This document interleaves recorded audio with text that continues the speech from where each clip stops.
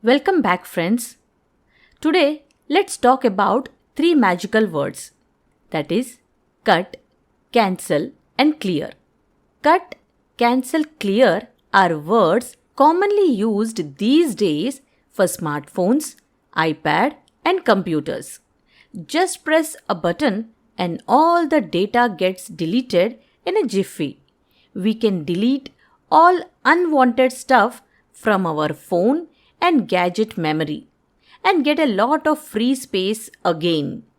Hope we all had such a button to clear and cleanse all the memories, upsets, and hurts of the past that dwell in the human mind. Human mind has a tendency to oscillate between the past and the future. Either regrets of the past or worries of the future never allows us to remain in the present. The whole life goes in regrets, worries, fears, and upsets.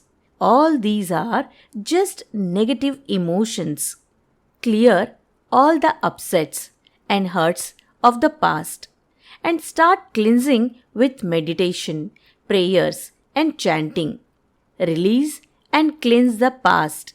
So, next time when memories upsets and hurts trouble you, remember the magical 3 C's. Have a nice day. Stay positive. God bless you all.